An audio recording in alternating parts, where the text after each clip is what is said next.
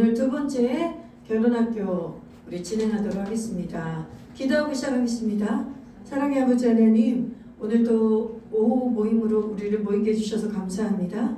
오늘 또 두 번째 하는 결혼학교가 실제적인 아버지 가르침이 되게 하시고 또 이것이 적용이 될 수 있도록 도와주십시오. 그래서 전하는 전하, 듣는 모든 성도들 동일하게 적용하고 우리가 실제 속에 이러한 결혼의 가정들이 세워지는 역사가 일어날 수 있도록 우리 예수공동체 교회를 축복해 주세요. 감사드리며 예수님의 이름으로 기도했습니다. 아멘. 네, 지난주에 우리 결혼에 대해서 처음으로 성경적 결혼은 무엇인가, 성경적 가정은 무엇인가에 대해서 우리가 말씀을 나눴습니다. 그래서 세상적으로 보는 사회적인 의미로서의 결혼과 가정은 혈연 공동체 중에 가장 작은 단위의 혈연 공동체의 의식주를 같이 하고 가치와 규범과 감정과 가치 체계를 가지고 같이 살아가는 그런 생활 공동체라고 했어요. 그런데 성경에서 말하는 결혼은 무엇인가, 이것을 우리가 배워봤습니다. 우리 한번 복습한 의미로 이것만 다시 한번 읽어보도록 하겠습니다. 성경에서 말하는 결혼, 시작.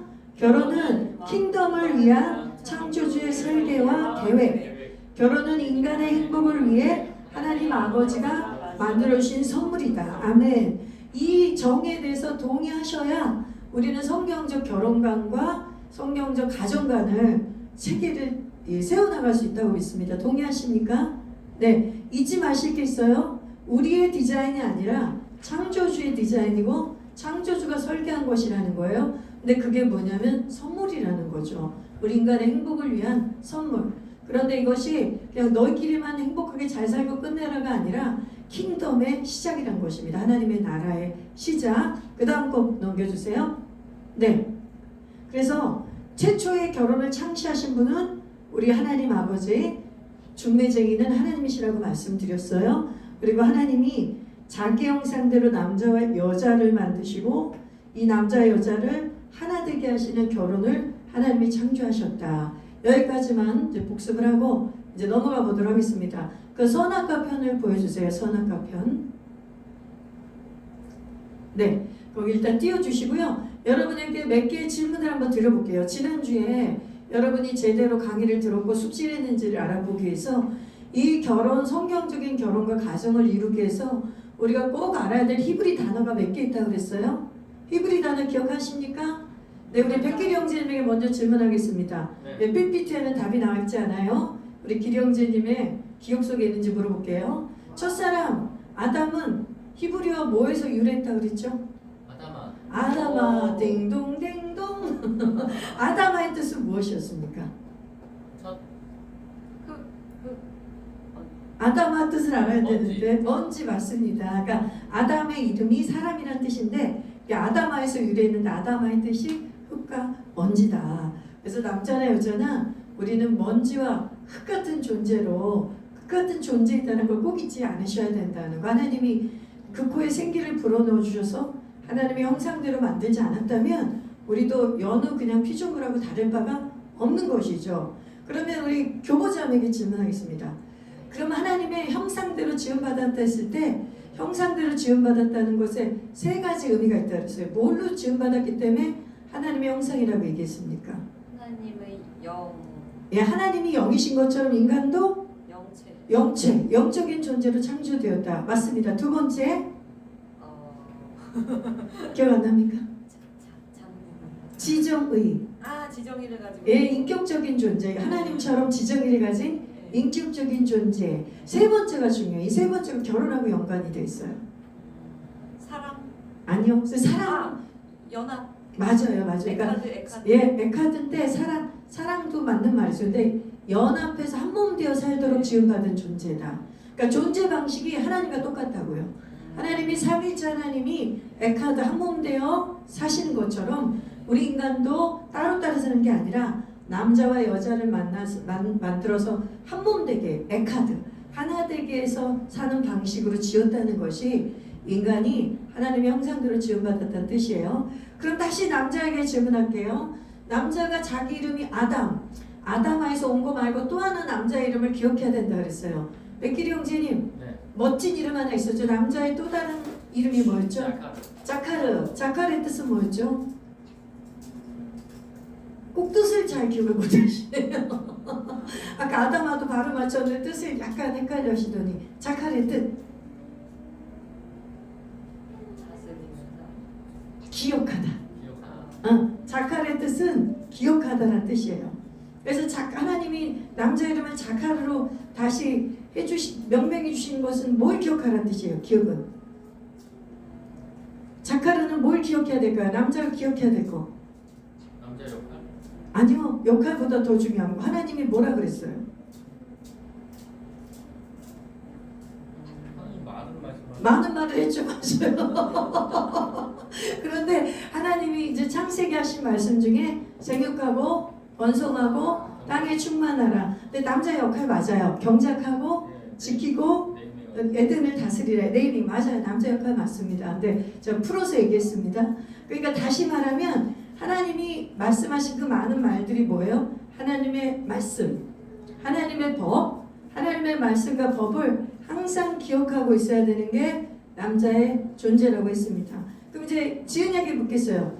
여자의 이름이 뭐죠? 여자 하나님이 주신 여자의 이름, 정체성. 에젤의 뜻이 뭐예요?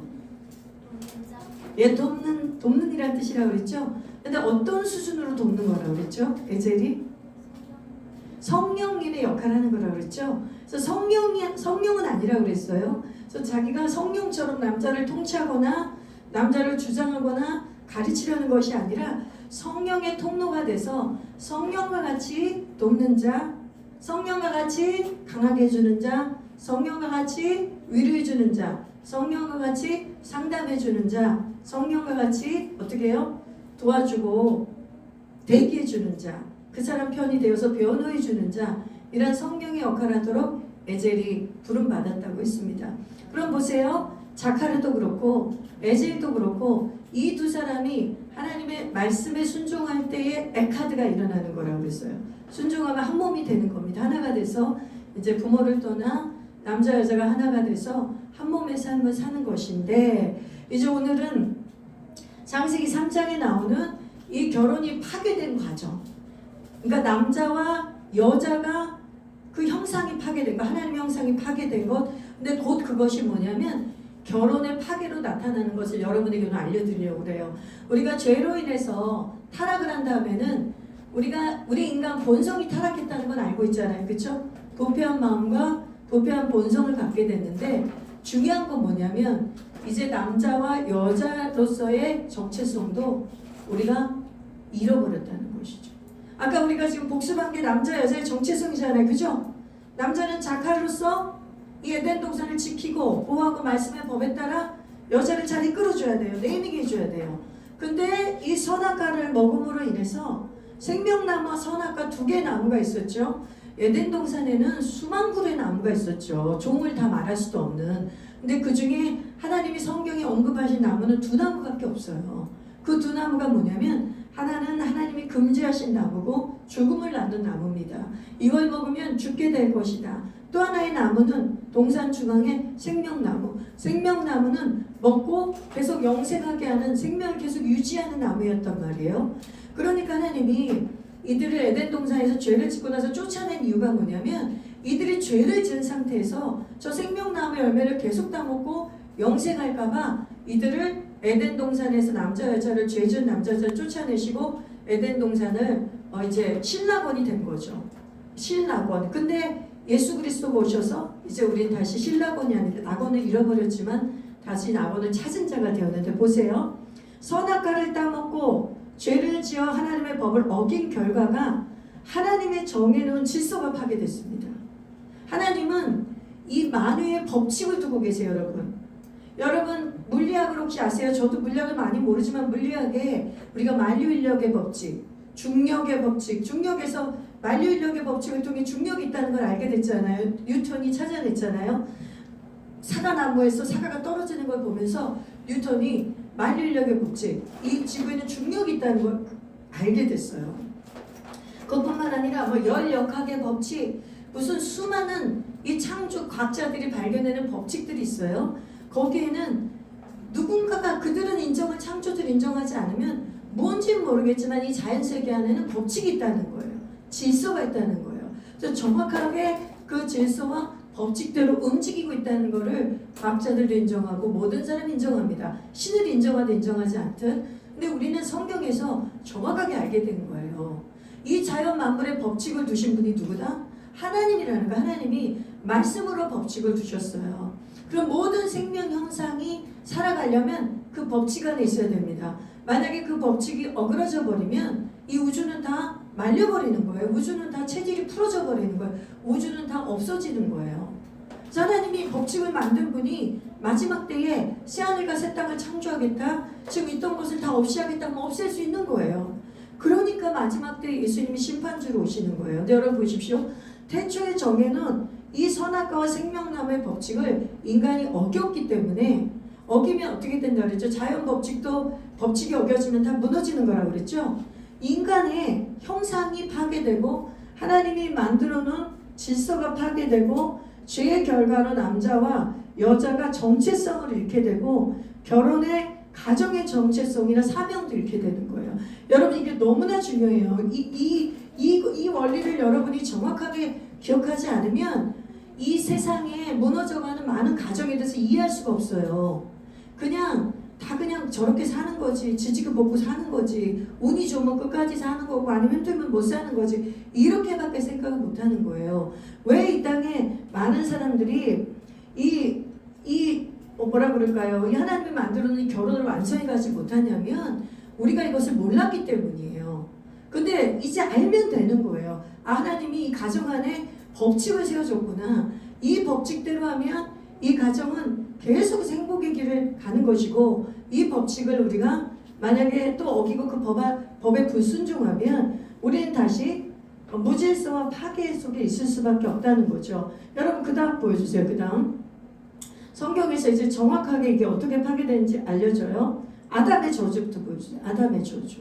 예, 여기 보십시오. 여러분 저주라고 하니까 되게 무서운 말인데 저주 맞습니다. 아담이 죄를 짓고 나서 아담의 정체성과 역할을 다 잃어버려요.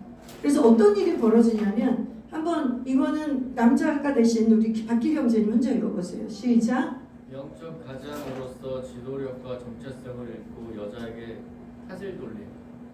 계속 읽으세요. 남자의 이름 부여하기, 경작, 보호, 인도, 돌봄, 지키는 멋지고 당당한 모습을 상실함. 네, 이런 모습을 상실해버려요. 여러분 우리가 죄 짓기 전에 남자를 보면 굉장히 좋지 않나요? 그 남자의 역할만 정체성과 역할만 묵상해도 기분이 너무 좋지 않나요? 어떤 남자가 나에게 와서 존재의 이름을 부여해주고 나를 사랑해주고 나를 보호해주고 지켜주고 같이 일하고 하나님의 킹덤 가정을 이끌어갈 그 남자를 생각했을 때 너무 멋지지 않아요? 전 너무 멋져요. 너무 당당해요. 아, 저 남자라면 저런 정체성을 가진 남자라면 같이 살아볼만 하겠다. 그런 마음이 들 것 같아요. 근데 그 아담의 그 멋진 킹십, 왕권을 가진 모습은 온데간데 없이 사라지고 남자가 어떤 모습이 되냐면 죄를 짓고 나서 하나님이 찾아오시죠. 인간을 찾아오셔서 네가 내가 먹지 말라고 한 선악과를 먹었느냐? 라고 얘기했더니 물어봤더니 아담의 대답이 이거예요.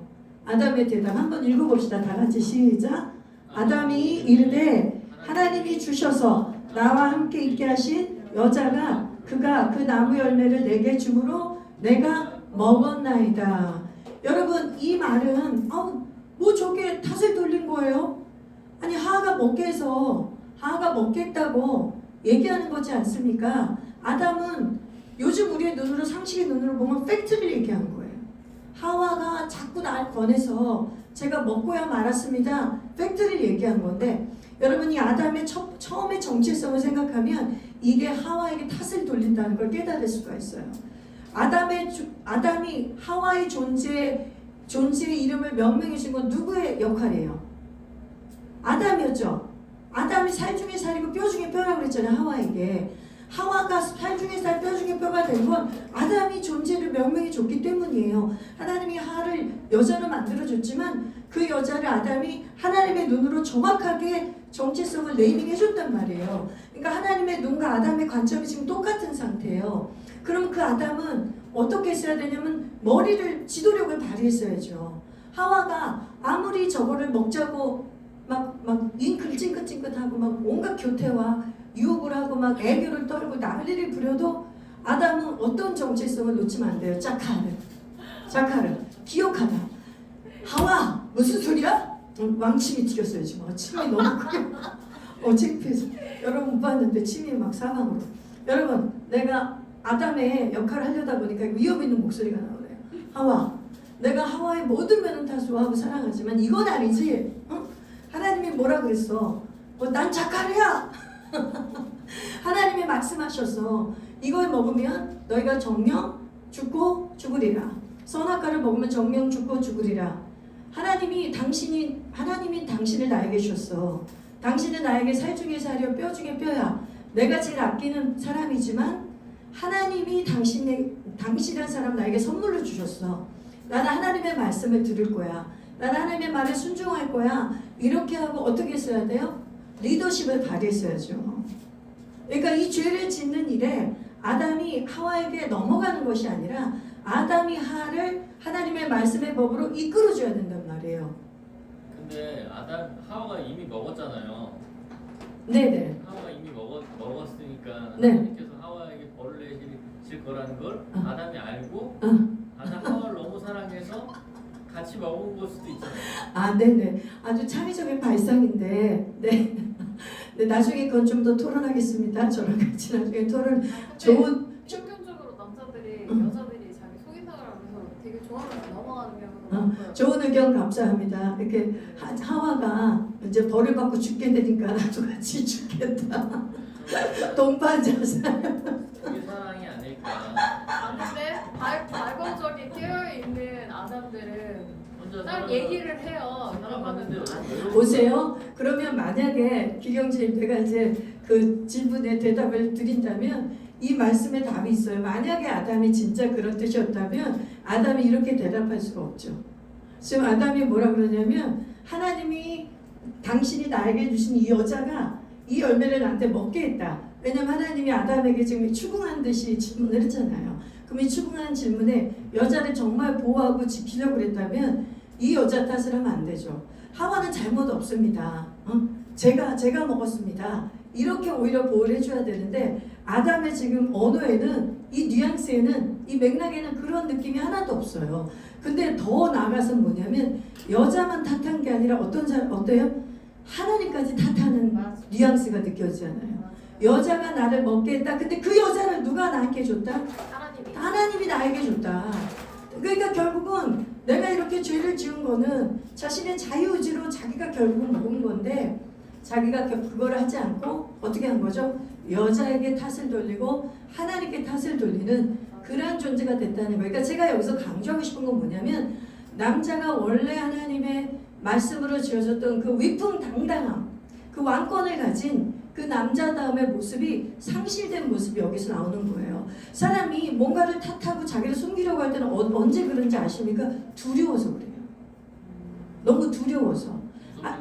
네, 무섭죠. 하나님이 당연히 무섭죠. 하나님이 자신을 지은 창조주신데 그 창조신 하나님이 그 전에는 하나님과의 그 친밀감이 있을 때는 하나님이 무서운 분이 아니죠.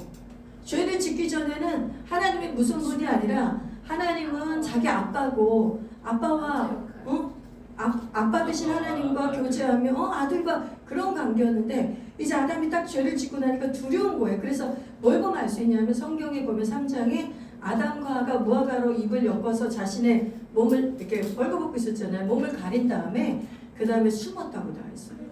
동산에 하나님이 거니시면 아담과 하는 숨을 수가 없거든요. 어떻게 내가 사랑하는 아빠가 나왔는데 숨어요? 숨바꼭질하는 게 아닌 이상. 숨바꼭질 놀이하는 거면 숨을 수 있지만 그게 아니면 보통 때 같으면 하나님이 거니시면 하나님을 만나러 너무 좋아서 이 천진난만하게 두 아담과 하와가 뛰어났을 거란 말이죠. 근데 자기가 이미 죄를 지었기 때문에 두려움과 수치심과 불안과 공포감이 다 오는 거예요. 왜냐하면 죄의 결과는 사망이기 때문에 죄의 삭은 사망이기 때문에 그 아담에게 이미 사망의 그 두려움이 엄습하는 거죠. 그러니까 두려움 가운데 자기도 모르게 죄 지은 인간이 남자가 할 수 있는 말은 이런 말이에요. 그런데 여러분 이게 무슨 동화 같은 이야기가 아니라 여러분 이게 뭐냐면 지금 가정을 이룬 모든 남자들이 하나님의 법 안에서 아직 회복되지 않은 남자들이 겪고 있는 정체성이고 본성이에요.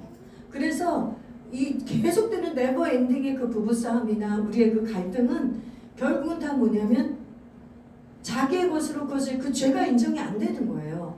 오히려 두렵기 때문에 누군가에게 자기를 방어해야 되는 거예요. 그러면 방어하려고 하다 보면 누군가에게 이 죄를 뒤집어 씌우고 이것을 탓을 돌려야 될 그 대상을 찾게 마련이에요. 그래서 남녀관계나 부부관계가 계속 갈등의 연속인 거예요. 그것만 그런 게 아니죠. 보통 인간관계도 마찬가지죠. 부부관계는 더 말할 것 없이 그렇지만 보통 인간관계도 그렇죠. 그래서 아담의 이 저주가 남자의 정체성과 지도력과 역할을 상실하고 잃어버렸다는 것이죠. 이번은 하와도 만만치 않은 하와의 저주가 있습니다. 하와의 저주, 여자의 저주를 봅시다. 여자의 저주.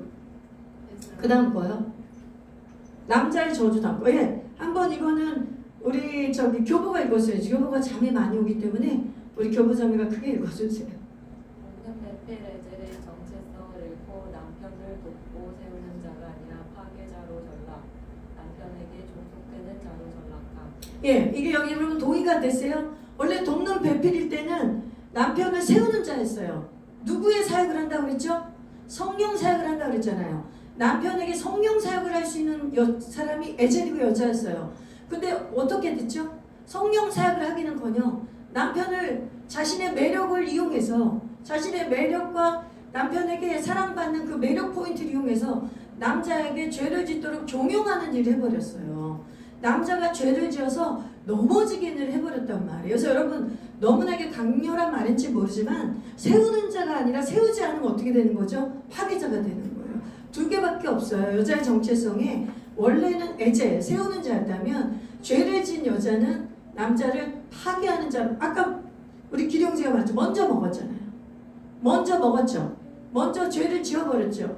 그리고 죄를 짓고 할 수 있는 여자가 할 수 있는 일은 이제 남자를 세우는 일을 못하는 거예요. 만약에 자기만 죄를 짓고 남편을 안 먹게 할 수도 있잖아요. 예를 들면 남편에게 종용하지 않을 수 있잖아요. 예를 들면 나만 먹고 하나님께 가서 회개라든지 하나님 제가 먹지 말라는 걸 먹어버렸습니다. 아담 나 어떡해. 나 이런 하나님께 죄를 지었어. 오히려 아담한테 도와달라고 얘기를 할 수도 있었잖아요. 그런데 돕는 여자의 정체성이 에젤이 타락해버리니까 어떻게 되냐면 파괴자가 되어버리는 거예요. 나만 죽을 수 없다 이거지. 그 선아빠가 정말 그 남편한테 좋은 거라서 이제 좋은 거라고 생각해서 이렇게 권해주지 않았어요. 그러니까 좋은 거라고 생각해서 권할 수 있는데 그게 뭐냐면 그게 뱀의 말한 유혹이잖아요. 근데 뱀의 유혹, 사탄의 유혹을 여자가 받아들일 게 문제라는 거죠. 그러니까 그 자기가 보기에 좋은 거죠. 자기가 그러니까 죄를 지은 여자의 관점으로 보기에 좋은 거죠. 하나님이 보기에 좋다고 한 게 아니잖아요. 그러니까 여기서의 포인트는 뭐냐면 내가 보기에 좋은 거, 여자가 보기에 좋은 걸로는 남자를 세울 수 없어요. 여자가 보기에 좋은 걸로 내 남편을 이렇게 세워야지 그걸로 남자가 세워지는 게 아니에요. 정확한 포인트예요. 나도 이거 먹고 눈이 밝아질 것 같아서 뱀의 말을 듣고 먹었단 말이에요. 그러면 내 남편도 밝아지게 해주고 싶어서 먹인 거 맞아요. 그 포인트는 맞아요. 근데 중요한 건 뭐냐면 하나님의 법이 거기 없어요. 자기의 소견대로 한 거예요. 그것도 누구의 말을 듣고? 뱀의 말을 듣고 한 거예요. 그래서 뱀의 말보다 하나님의 말보다 누구의 말이 지금 우선된 거예요? 네. 뱀의 말이 우선되는데 그게 자기의 의견과 딱 일치가 돼서 그래 내 남편한테 이게 좋을 거야. 그게 바로 여자가 할 수 있는 파괴자로 될 수밖에 없다는 거죠. 그러니까 나는 남편에게 잘한다고 아무리 잘해도 그게 하나님의 말씀에 순종되지 않은 거라면 여자가 하나님 그 남자를 세울 수가 없다는 거예요. 이게 성경이 가르치는 의미예요. 여기 보세요. 여자가 볼 때 보암직도 하고 지혜롭될 만큼 탐스럽게 돼서 먹었어요. 기령질 말이 딱 맞아요. 그래서 내 남편한테 이걸 주면 내 눈만 열리는 게 아니라 내 남편의 눈도 열려서 우리가 하나님 같이 되겠다는 그런 착각과 왜곡과 탐심에 빠진 거죠. 하나님의 법을 기억하지 못했어요. 그리고 남편에게 먼저 묻지 않았어요. 그게 굉장히 중요해요. 자기가 먼저 먹어버렸어요. 왜냐하면 여자가 누구의 돌봄 밑에 있어야 돼요? 남편이 머리예요. 남편하고 먼저 의논을 했어야 돼요. 남편의 돌봄 밑에 있어야 돼요. 남자가 머리예요. 그리고 하나님이 창세기 2장 17절에 남자에게 에덴을 경작하고 지키라는 역할을 줬어요. 그래서 아담의 역할 중에는 아내와 가정과 자녀를 지키는 역할까지 했어요. 그 지키는 게 뭐예요? 죄로부터 지켜줘야죠. 이 원수 마귀로부터 지켜줘야죠. 그런데 원수 마귀로부터 죄로부터 지켜줄 역할을 남편에게 부여하지 않았어요. 이 여자가. 이 하와가 자기 임의로 뱀의 길을 고 남편의 머리됨에 들어가지 않았다니까요. 만약에 이 여자가 하나님의 말씀을 기억하지 못했어도 아담에게 먼저 여보 뱀이 자꾸 이렇게 말하네. 뱀이 자꾸 하나님이 하지 않은 말을 뱀은 이렇게 얘기해. 여보는 어떻게 생각해? 그러면서 남편의 머리됨을 인정하고 남편 밑으로 만약에 그 머리됨을 인정하고 리더십을 들어갔다면 또 이 역사 이야기는 달라졌을지 모르죠. 그거는 우리의 상상이지만 우리가 지금 이거를 돌이켜서 이거를 반추해보고 해석해보면 이 여자는 하나님의 법만 어긴 게 아니라 남편의 리더십 밑에도 들어가지 않았다는 게 증거가 된 거예요. 그 보세요. 그래서 남편을 먹게 했죠. 결국 남편도 죄를 짓기 위해서 파괴자로 전락했는데 창세기 3장 16절에 보니까 이거 여자들 한번 읽어주세요. 우리 여자 세 분 읽어주시죠. 시작. 너는 시작. 너는 남편을 원하고 남편은 너를 쓰릴 것이라고 하시고 이게 하나님이 여자에게 죄의 결과로 해산의 고통을 주신 거, 해산의 고통을 더하신 거 말고 이거를 저주로 주셨어요. 이거를 죄의 결과가 된다 그랬죠. 여러분 수천 년의 역사 속에 여자의 인권이 해방된 게 언제인 줄 아세요?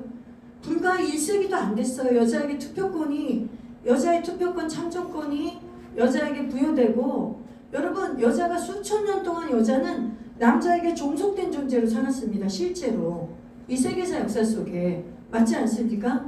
그렇죠? 그래서 그 역사 속에서 이제 사회주의하고 페미니즘이나 여성운동가들은 우리도 이제 인권을 찾아야 된다. 근데 여러분 성경 안에 이 답이 있어요.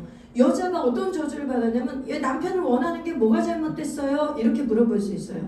여기서 원함은 정상적인 갈망이 아니에요. 그러니까 여기서 원하는 거는 남편만 바라보는 거예요. 이 여자가 자신의 존재로서 자신의 하나님이 에젤로 만들어주신 그 정체성으로 사는 것이 타락됐고 그것이 잃어버렸기 때문에 이제 모든 그 여자의 그 초점은 이 남자에게 목을 매는 거죠. 남자에게 하나님은 여자를 그렇게 만든 게 아닌데 남자와 동등한 존재로 역할과 기능이 다르게만 만들었을 뿐인데 이 여자가 이제 남편을 자기 스스로도 남편만을 원하고 남편도 남편 밑에 종속되고 남편은 여자를 다스리고 군림하는 이러한 이 악순환이 일어나 버린 거죠. 그래서 여러분 이 아담과 하와가 죄련에서 받은 이 저주를 우리가 정확히 알고 이것에서 완전히 탈피해야 이것에서 거듭나야 우리가 성경적 결혼과 가정을 이루는 토대를 마련할 수가 있어요. 믿으십니까? 안 그러면 일반 결혼할 수 있죠. 이런 거 몰라도 일반 결혼할 수 있죠. 근데 우리가 지금 여기서 배우는 거는 성경에서 말하는 성경적 결혼과 가정관을 어떻게 세우느냐. 그 다음 거 넘겨주세요. 네, 그러면 우리 제목을 한번 크게 읽어봅시다. 시작.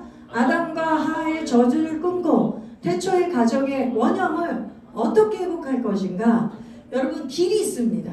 굿뉴스. 우리 선악과를 따먹고 여자 남자 정체성을 잃고 가정도 파괴된 것에 대한 배드 뉴스를 먼저 들었어요. 그러나 성경은 굿뉴스, 희소식, 좋은 소식을 또 얘기해주고 있어요. 끝난 게 아니라는 거예요. 하나님이 이 가정을 다시 회복하길 원하시고 가정의 원형, 에덴을 회복해주길 원하세요. 그러면 타락한 남자, 타락한 여자가 다시 태어나면 돼요. 뭘로? 남자는 뭘로 태어나요? 자카르로 모노게인 거듭나고 여자는 뭘로 모노게인 되면 돼요? 에젤로 모노게인 되면 돼요. 근데 중요한 건 뭐냐면 한 번 타락한 인간의 본성은 스스로는 자카르로, 스스로는 에젤로 거듭날 수가 없어요. 왠지 아세요? 여러분 태초도 마찬가지예요. 태초에 우리가 스스로 지어졌나요? 여러분 우리가 스스로 만들어졌나요? 창조자가 만들었죠. 그게 인정이 되시죠? 그런데 다시 새 창조가 필요한 거예요. 왜냐하면 창조자는 올바르게 하나님의 설계도를 가지고 말씀의 법을 우리에게 심어주셔서 온전한 남자 여자를 만드셨고 온전한 가정을 만들어줬는데 우리가 죄로 인해 타락했을 때 다시 누가 나서 주신 거예요? 우리를 지어주신 창조주가 다시 나서주신 거죠. 남자 여자를 만드신 하나님 아버지 창조자가, 그 다음에 가정을 만드신 창조자가 이 파괴된 이 결혼을, 원형을 다시 회복해 주실 수 있는 유일한 분이시라는 거예요. 그래서 하나님 아버지 이 타락한 남자 타락한 여자는 뭘로 자카로 에젤로 우리가 거듭나냐면 일단 예수 만나야 됩니다. 아멘. 예수님을 각 사람이 만나야 돼요. 예수님의 십자가에서 우리의 죄와 저주를 예수 십자가에서 예수님이 담당하셨잖아요. 저 십자가에서 나의 타락한 남자의 본성이 죽었음을 믿어야 돼요. 믿으십니까? 여자도 우리의 타락한 본성이 예수님이 저 십자가에서 나를 위해서 죽으실 때 그 본성이 죽었다는 걸 믿어야 돼요. 그거를 먼저 예수를 믿고 나야 이제 다시 우리 태초의 에덴 가정처럼 하나님의 말씀을 그 에덴의 법으로 삼지 않겠습니까? 에덴의 법으로 삼지 않으면 에덴은 통치되지가 않아요. 여러분, 에덴의 법은 하나님의 말씀이에요. 그래서 다시 여러분이 가정이 회복되고 원형이 회복되려면 여러분 여러분의 그 가정에 에덴의 법을 두셔야 돼요. 하나님의 말씀을 두셔야 돼요. 근데 예수님을 믿지 않은 사람은 하나님의 말씀대로 살 수가 없잖아요. 그러니까 예수님을 먼저 인격적으로 만나고 구원자로 영접한 사람만이 이 성경적 결혼과 가정을 일어날 수가 있다는 거죠. 절대로 스스로는 자카르로 에졸로 거듭날 수가 없어요. 우리 한번 다시 읽어봅시다. 타락한 남자와 타락한 여자 중심에 다시 우리가 누구를 모셔야 자카르로 에젤로 거듭나나 따라하세요. 졸리니까 따라해야 되겠습니다. 예수 십자가. 예수 십자가. 다시 예수 십자가. 예수 십자가. 네, 예수님. 예수 십자가에 우리의 타락한 본성을 가진 우리의 본성을 십자가 못 박아야 됩니다. 그 다음에 하나님의 말씀. 하나님의 말씀. 같이 읽으세요. 교보자매님 눈을 뜨세요. 하나님의 말씀. 하나님의 말씀. 그 다음에 성령의 통치. 성령의 다시 성령의 통치. 성령의 통치. 한번 다시 우리 복창해 봅시다. 예수 십자가에 예수 십자가. 우리의 죄악된 본성을 못 받고 우리의 죄악된 본성을 못 받고 자카르와 자카르와 에젤로 거듭나자. 에젤로 거듭나자. 아멘. 하나님의 말씀의 법을 하나님의 말씀의 법을 지킴으로 지킴으로 에덴을 에덴을 복원하자. 복원하자. 성령의 통치를 받음으로 성령의 통치를 받음으로 자카르와 자카르와 에젤로 에젤로 거듭나자. 거듭나자. 아멘. 아멘. 아멘. 일단 이렇게 외치고 따라주시면 너무 고맙습니다. 여러분의 믿음과 의지를 드리는 거예요. 너무 감사해요. 여러분, 자카르와 에젤로 거듭나면 이제 결혼은 완전히 달라집니다. 여러분 열어주세요. 그 다음 거 열어주세요. 네. 예, 그러면 결혼의 목적을 완성하기에 주신 말씀에 남자 여자가 모두 복종해야 된다. 이것보다 더 확실한 말이 있어요. 더 실제적인 말 읽어봅시다. 설계된 대로 작동해야 된다. 다시 설계된 대로 작동해야 된다. 설계된 대로 작동해야 한다. 설계된 대로 작동이 돼야 남자 여자가 자카르와 에젤로 회복되는데, 그 설계된 게 뭐냐면, 설계된 대로 작동하는 게 뭐냐면 하나님이 여자는 어떻게 해라, 남자는 어떻게 해라 주신 말씀에 각자 복종해야 돼요. 각자 복종하면 가정의 설계도대로 가정이 작동이 되는 거예요. 그러면 그 가정은 세워지는 거예요. 근데 굉장히 어려운 말씀이 에베소서 5장 22절 33절 이제 회복된 자카르와 회복된 에젤에게 명령이 떨어졌어요. 여러분, 에덴 동산에서는 선악과의 명령이 떨어졌죠. 그렇죠? 선악과의 명령이 있었죠. 근데 그 선악과의 명령에서 어떻게 했죠? 남자 여자 둘 다 실패했죠. 그리고 하나님이 남자와 여자를 예수 믿고 나서 결혼한 다음에 다시 선악과의 나무를 먹지 마라, 그런 명령과 같은 말씀의 기준을 줬어요. 이번에는 더 풀어서 줬어요. 남자의 정체성에 맞게, 여자의 정체성에 맞게 이렇게만 해라. 그럼 너희 가정은 세워진다. 이렇게만 해라. 너희 가정은 세워진다.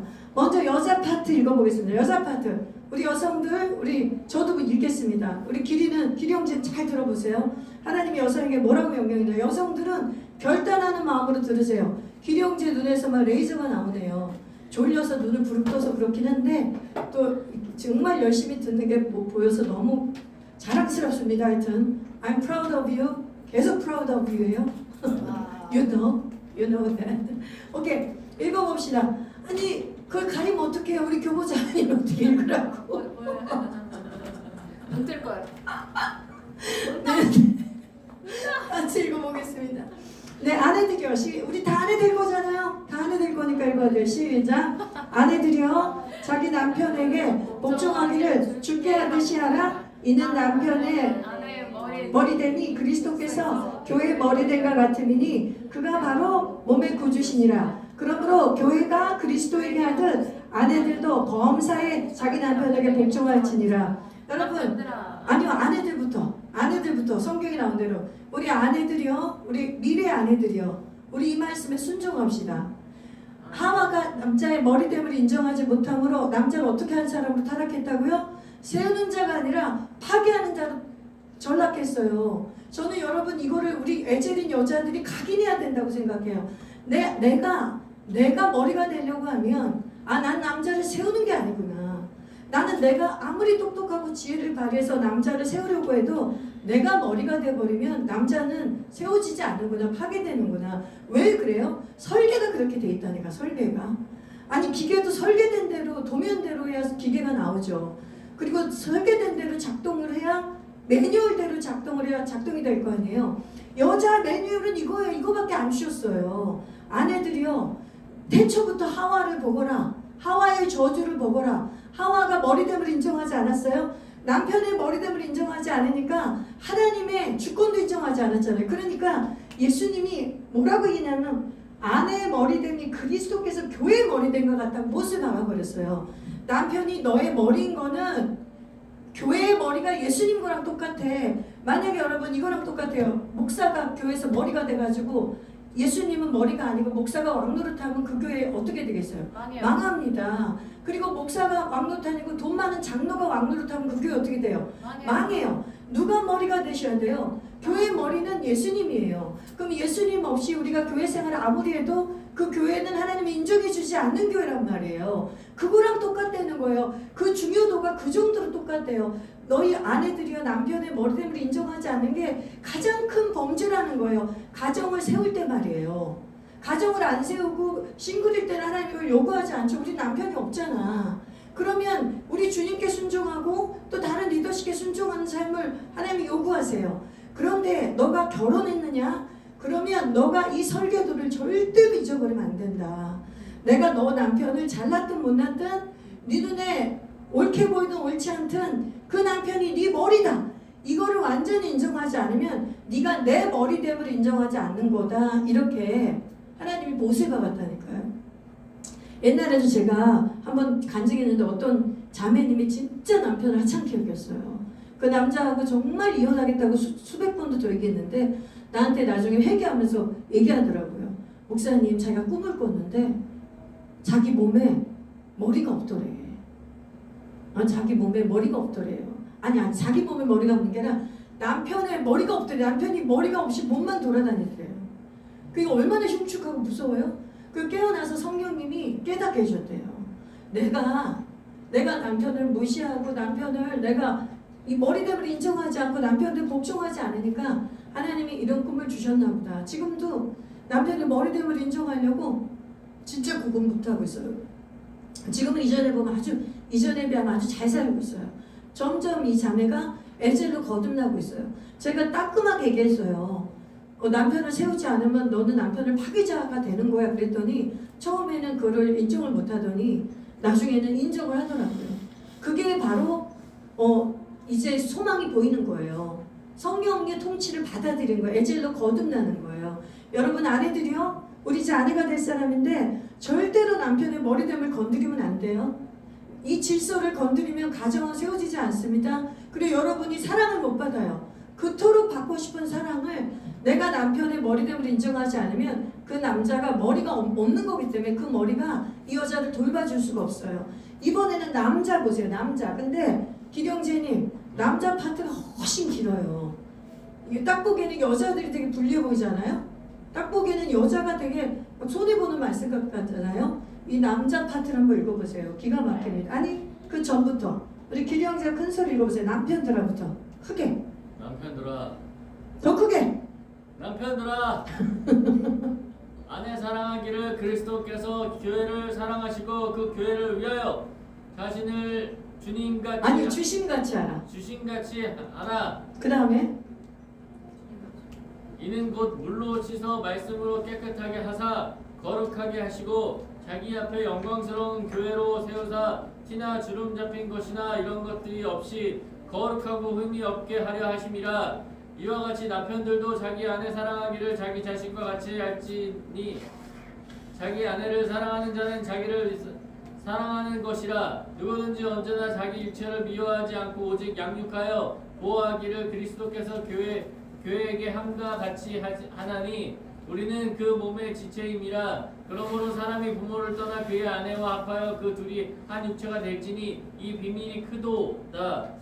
나는 그리스도와 교회에 대하여 말하노라. 그러나 너희도 각각 자기의 아내 사랑하기를 자신같이 하고 아내도 자기 남편을 존경하라. 남편을 존경하라. 예, 다시 앞으로 넘겨주세요. 앞으로 보세요. 22절부터 33절까지 중에 지금 한 11절 정도 되는 거잖아요. 구절이 11구절이죠. 11구절 중에 아내들에게 명한 구절은 이 앞에 3구절 정도, 제가 구절을 표시 안 했는데 3구절 정도밖에 안 돼요. 그리고 남편들에게 말씀하시는 구절이 9구절, 3분의 2도 더 돼요. 그러니까 보세요. 이것만 봐도 남편이 머리됨이 확증이 됐어요. 여러분, 하나님이 리더로 세우고 머리로 세울 때 그 사람이 해야 될 일이 더 많아요, 적어요? 더 많죠. 중차대한 책임이에요. 이 에덴을 세우는 데 있어서 남자가 해야 될 수준은 어느 정도냐면 그리스도께서 교회를 사랑하신 것 같이 하래요. 그러면 그게 무슨 뜻이에요, 기령자님? 예수님이 교회를 사랑하신 것 같이, 예수님이 우리를 사랑하신 것 같이 아내를 사랑하는 게 어느 정도로 사랑하는 거예요? 자기보다 더 사랑하라. 네, 그러니까 자기 목숨을 내어줄 만큼 사랑하라는 거예요. 그리스도께서 우리를 사랑해 주신 사랑이 어떤 건데요? 목숨을 내어준 사랑이잖아요. 그래서 그 설명이 길게 나오는 거예요. 교회에 주름도 없고 티도 없고 교회를 그렇게 영광스럽게, 다시 교회를 영광스럽게 깨끗하게 해서 영광스러운 교회로 세웠다는 거예요. 그러면 내 신부를 영광스럽게 빛내게 하는 몫은 누구예요? 남편이에요, 남편. 여러분 봐요. 남편 사랑받는 여자 얼굴 봤죠? 많이 못 봤나요? 근데 사실 많지 않아요. 남편의 지극정성의 사랑을 받는 여자 얼굴 보신 사람 어때요? 빛나요. 이쁘죠? 빛나요? 좀 더 자세하게 얘기해보세요. 어때요? 봤어요? 남자 사랑을 지극히 받는 여자 봤어요? 그 여자 얼굴 어때요? 지은자매님. 평안해 보여요. 빛나요. 그 다음에 아까 뭐라고? 예뻐요. 그리고 어때요? 당당해. 아주 당당해.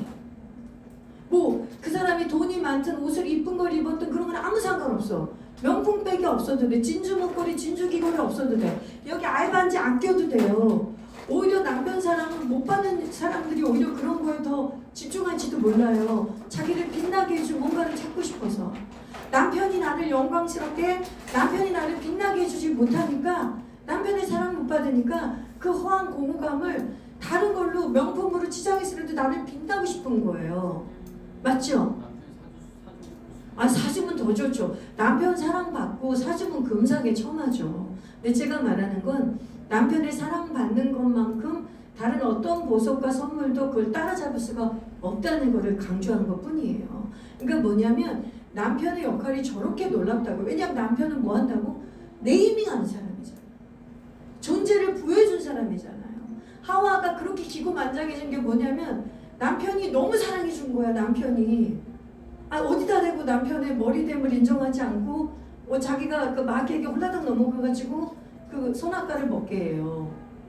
그러니까 하와가 남편의 사랑을 얼마나 받았을까요? 아담이 얼마나 사랑해줬을까요? 타락하기 전에 아담이 그 여자를 얼마나 아껴줬을까요?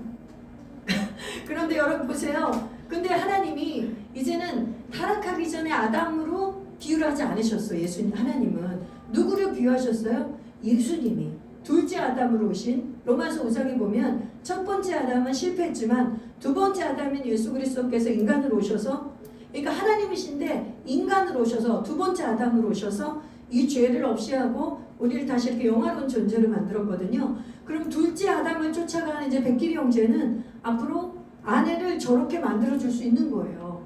예수님이 교회를 저렇게 영광스럽게 만들어줬듯이 이 남편이 이 역할을 할 때 남편이 행복한 거예요.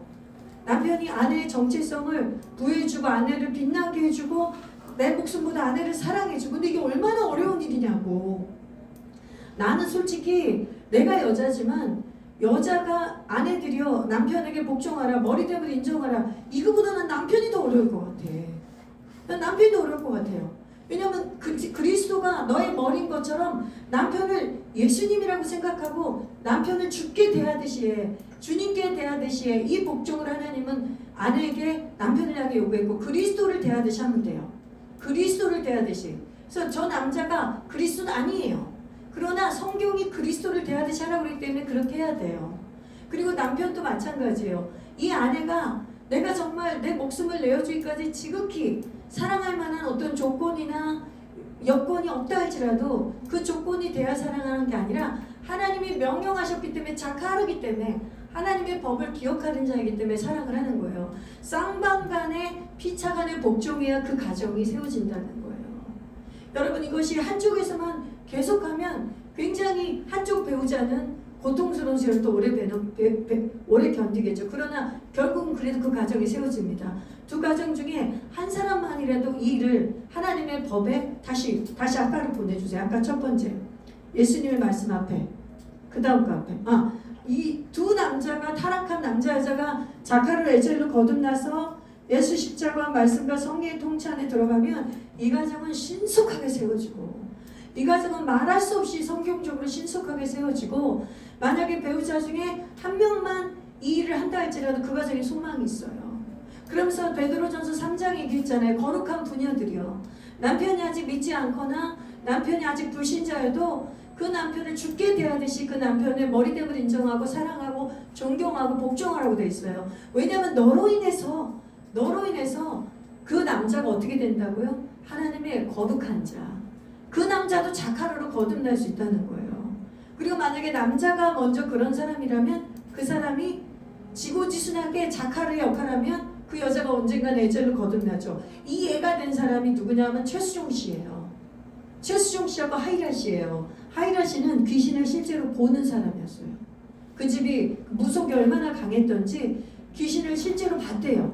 그리고 하이라 씨 엄마네 집이 너무나 무속을 지켜서 남편 갔다 오면 최수종한테 막 소금도 뿌렸대요. 완전 무속이잖아요. 갔다 오면 이렇게 부정 타면 안 되니까. 저희 집도 예, 교보집도 그랬군요. 소금도 뿌리고 그리고 여자가 절에 가자 그러면 최수종 씨가 하이라 씨 이렇게 자켓을 딱 들고 가방 들고 절에 같이 가서 하이라 씨 108번 할 때 옆에 이렇게 서서 속으로 기도하고 있었대요. 그리고 하이라 씨가 집에 오면 그렇게 이렇게 멋지고 정숙해 보이는 여자인데 그렇게 정리벽이 없어가지고 뱀허물처럼 현관문부터 다 벗고 모든 거 다 벗어 던지고 뭐 자켓 벗어 던지고 뭐 가방 벗어 던지고 양말 벗어 그걸 다 하나씩 줍고 다니면서 정말로 내가 소문났잖아요. 하나씩 줍고 다니면서 그 제사 아래 놓기 시작한 거예요. 아내한테 한마디도. 근데 놀라운 일은 뭐냐면 그러니까 그런 남편도 있다는 얘기예요. 이제 이 하이라 씨가 어떤 사람이 됐냐면 예수님의 성령을 받아버려서 시간은 걸렸지만 이 남편의 사랑과 지고지순한 남편의 성길, 그러니까 그리스도가 교회를 사랑하듯이 해주신 것 같아요. 제가 보기엔 최수영 씨는 뛰어난 엔터테이너지만 내가 보기에는 정말 좋은 남편이에요. 네, 성품 자체가 하나님의 법에 순종한 자카르로 거듭난 거예요. 근데 그 자카르로 계속 사는 거예요. 내 여자는 아직 에젤이 아니지만, 내 여자는 아직 에젤로 거듭나지 않았지만 자카르 했더니 이 여자가 어느 날 에젤이 되고 하이라 씨는 지금 너무너무 예수님 잘 믿어요. 그리고 더 놀라운 건 집이 그렇게 깨끗하더라고요. 그러니까 남편에게 도마된 거예요.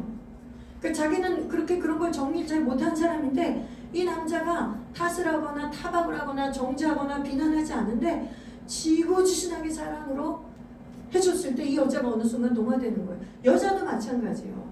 남자가 자카르가 지읒자도 시작을 안 한 것 같아. 그 남자가 지읒자도 내가 보기에는. 근데 그건 내 관점이에요. 내 관점. 그건 여자의 관점이에요. 내가 성령이 되려면 안 돼요. 내가 성령이 아니야. 나는 성령의 역할 통로가 되는 거지. 그러면 내가 에젤의 역할을 계속하면 돼요. 내가 여자 역할을 계속하면 저 남자가 언젠간 작화를 거듭날 텐데 이건 시간 싸움이에요. 근데 그 남자한테 넌 언제 작화 될 거야? 너 언제 작화 될 건데? 언제 될 건데? 희망이 안 보여?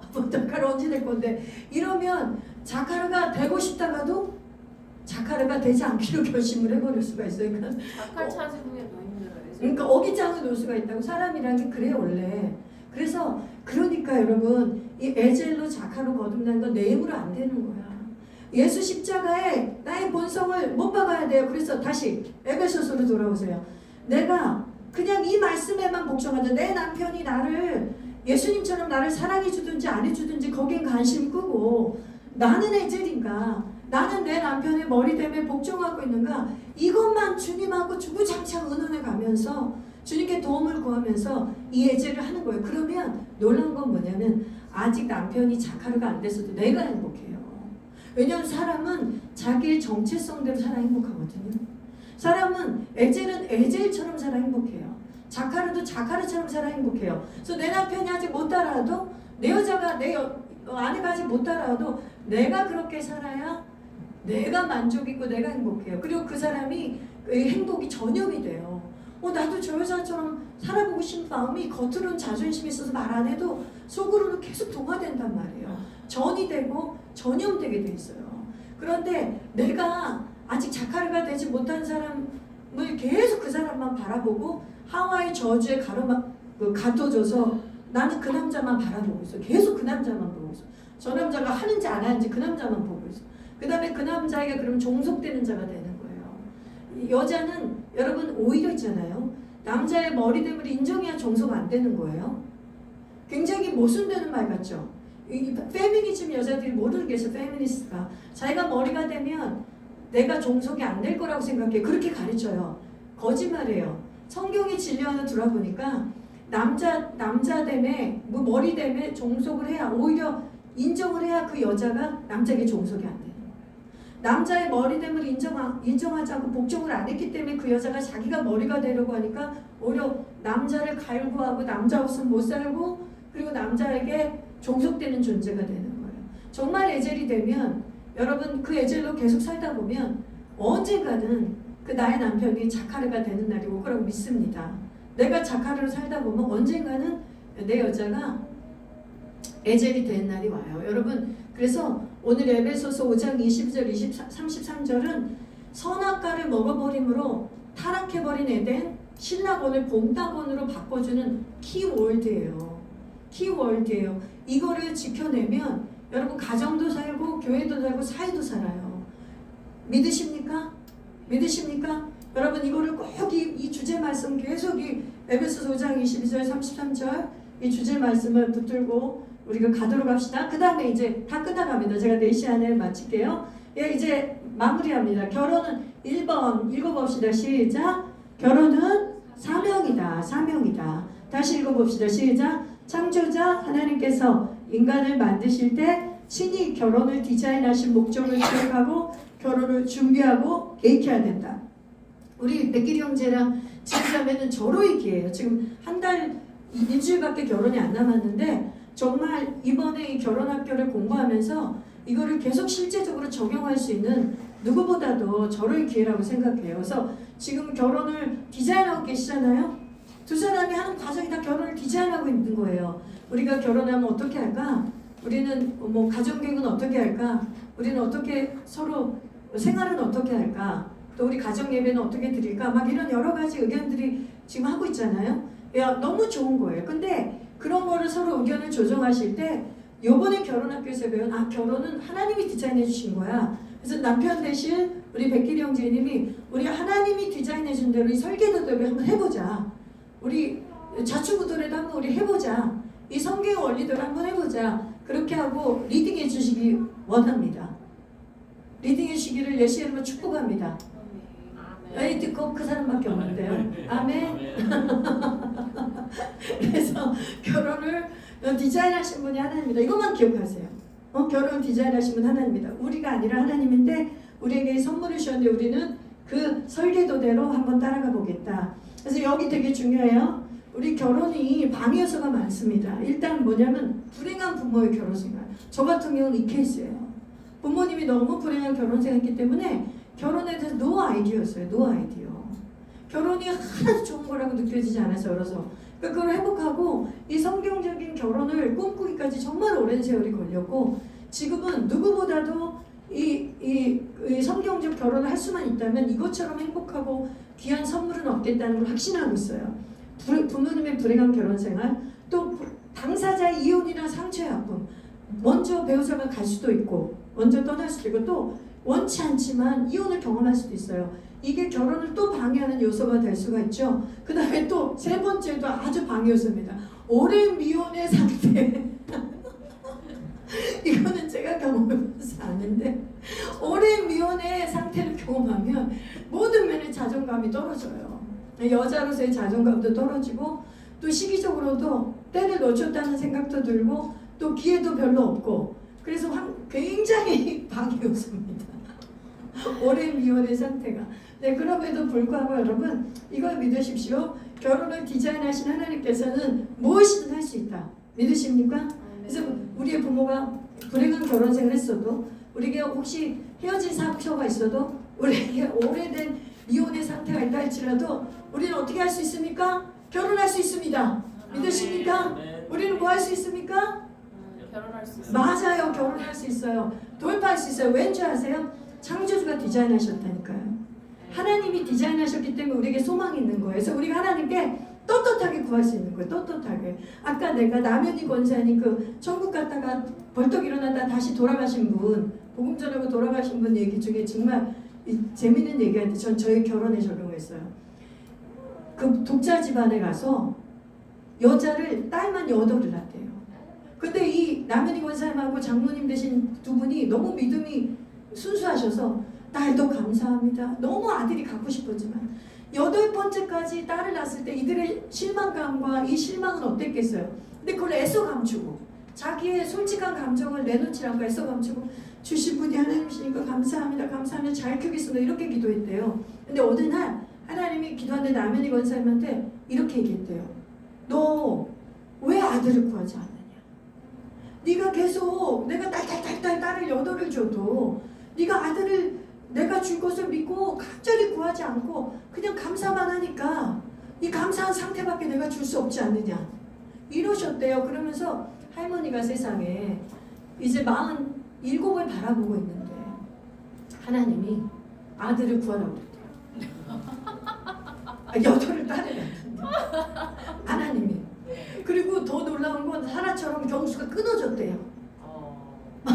진짜로. 아니 47이면 끊어질만 하죠. 네네. 생리 안 하는 거예요. 그러면 생물학적으로 애기 못 가져요.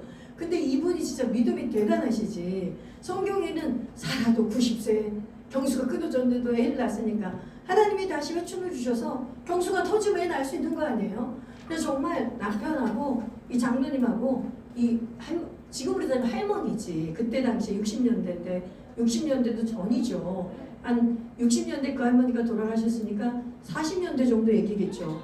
47이 다 됐는데 생리도 안 하는데 겨우 기도를 한 거예요. 하나님 말이 옳습니다. 회개합니다. 우리 둘이 그렇게 아들을 원하면서도 감사만 했습니다. 하나님은 못하실 게 없습니다. 그러면서 하나님께, 왜냐면 하나님이 그런 감동을 주셨으니까 그렇게 기도를 했대요. 아들을 낳았어요. 아멘. 그것도 둘이나. 와. 47의 나이. 쌍둥이. 쌍둥이가 아니라 한 명만 줘도 난리가 났을 거 아니에요. 경축이죠, 경축.